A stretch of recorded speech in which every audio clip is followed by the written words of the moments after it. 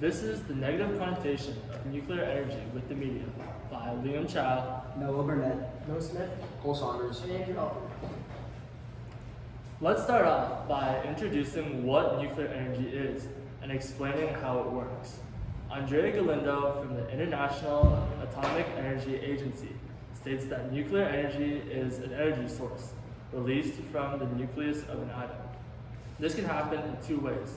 The first way being nuclear fission, which is when a nucleus separates into two different parts.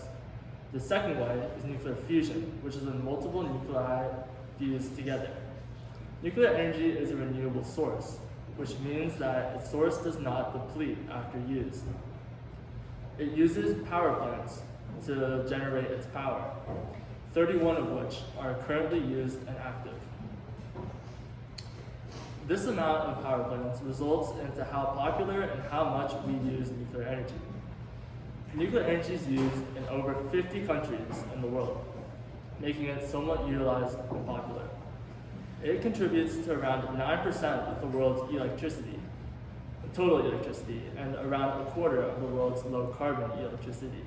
This electricity is produced in around 440 nuclear power reactors around the world.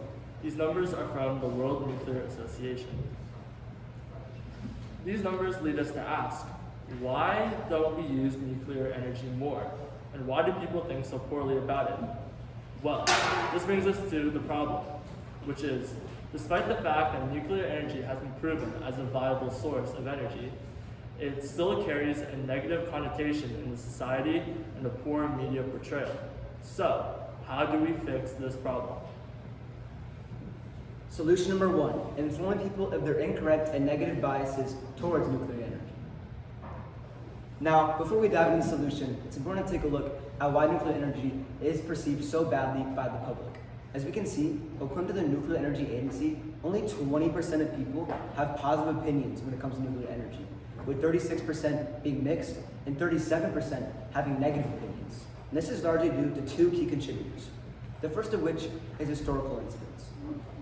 Historical incidents, such as the Chernobyl power plant disaster, give people a false fear when it comes to nuclear energy. It makes them think that if they have nuclear power plants or nuclear energy near them, they may be at risk of similar incidents, despite the fact that nuclear energy has been proven to be safe. Another thing that contributes to this negative perception of nuclear energy is negative media portrayal. And shows such as The Simpsons use nuclear energy as a joke, making jokes about possible health and safety risks that come with being near nuclear energy. So, how can we inform people of their negative biases? How does this actually help? Now, there are two key ways that we can inform people of their incorrect and negative biases towards nuclear energy. The first of which is implementing it into school curriculums. If we implemented this into school curriculums, it would teach people at a younger age of how much nuclear energy has advanced, and how safe it is now. This would help sway the public's opinion in the coming years as these students who now know more about nuclear energy grow older. Another way that we can implement this solution and inform people of their negative biases is by more vocal government support. As if the government is more vocal in their support of nuclear energy, it shows people that not only does the government think that nuclear energy is beneficial and viable, but also that it is safe to be around. This can help sway the public opinion from mostly negative to mostly positive. As for how informing people of their biases is actually beneficial, by informing people of how their negative perception of nuclear energy is incorrect, it will help increase the public's perception of nuclear energy from mostly negative to mostly positive, which will allow nuclear energy to reach its full potential by becoming more widespread along the country and possibly advance even further than it already has. Another solution is to shed light on misinformation relating to nuclear energy. One such not well-known fact is that the U.S. is already heavily reliant on nuclear energy. Richard Rhodes, an acclaimed author and speaker on issues such as nuclear energy, states that in 2016, the U.S. was already using about 20% of energy coming from nuclear power plants. He also shares that nuclear power plants have a capacity factor of about 92.3%, meaning that they are active and generating energy for about 330 days out of the year. Comparing this to the about 50% of other prominent energy generators, which is about 170 days out of the year, it is shown how efficient and dependable nuclear energy can be. And while some may still say that nuclear energy's risks outweigh the benefits, that too is an uninformed opinion. Jeffrey Mann and Rebecca Terrell of the New American state that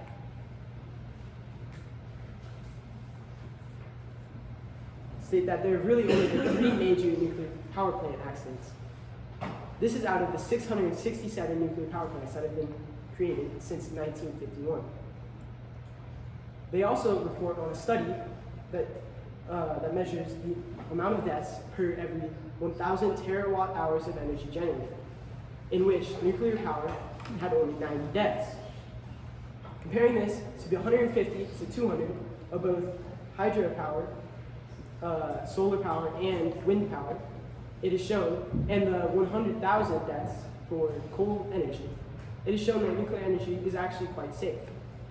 All in all, when you look past the uninformed ideas of nuclear energy, it is easy to see how good of an option nuclear energy is as a power source. Now, in the end, we concluded that solution 2 is better than solution 1. One of these main reasons being why solution 2 is better than solution 1 is that it has 99% less deaths. Nuclear energy has 99% less deaths compared to other competitors in producing energy. Another main reason why solution 2 is better than solution 1 is that it has the capability to produce almost twice as much energy as its competitors, which is said by the U.S. Energy Information Administration. A final reason why solution 2 is a much better option than solution 1 is that nuclear power plants can function for almost 340 days out of the year, which is far better than most competitors. Now some reasons why solution 1 is slightly worse than solution 2 is that there is a very high cost to implement nuclear energy subjects into a school curriculum. Another reason is that it would only sway the public's opinion about nuclear energy, and it wouldn't directly sway the opinion of the politicians who actually have the ruling power to make decisions. And finally, another reason why it is not as good is that it only changes opinions, which doesn't directly correlate to action.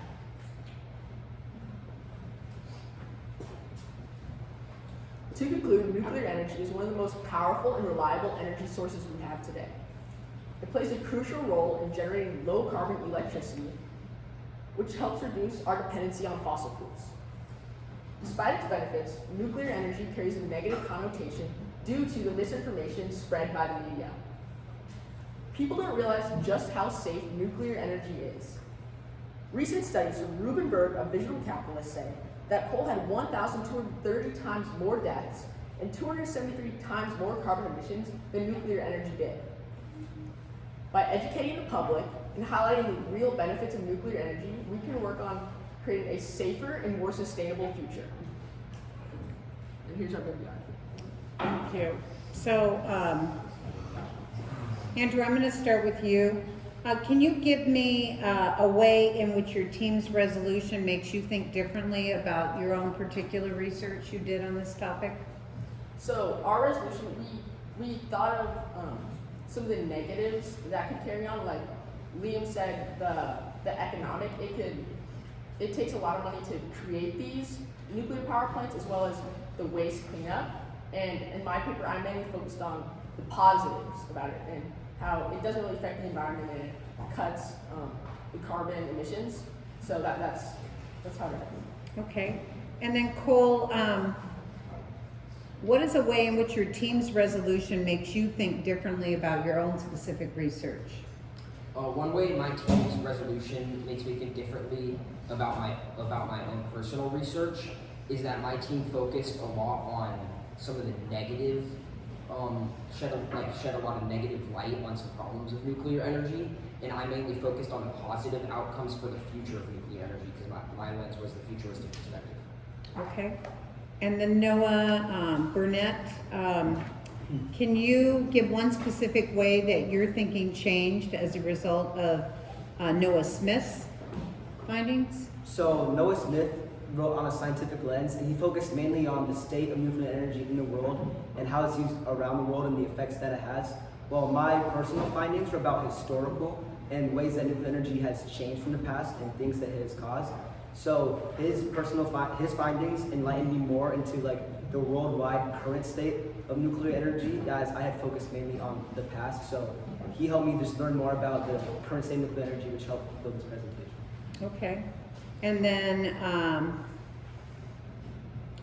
Noah Smith, can you tell me how you would use one more team member in your presentation to look at a perspective and contribute to this project? I think that we would use a political lens if we had another person in this group, just to look at like maybe the struggles with implementing these new solutions and like voting wise, and how different countries might react politically to these solutions. Okay. And finally, Liam, what is a way in which your team's resolution makes you think differently about your own research? Well, as they stated, mine was about economics, and mine was overall pretty negative because I talked about how like nuclear energy isn't cost effective and it can actually damage our environment if we use it more. But after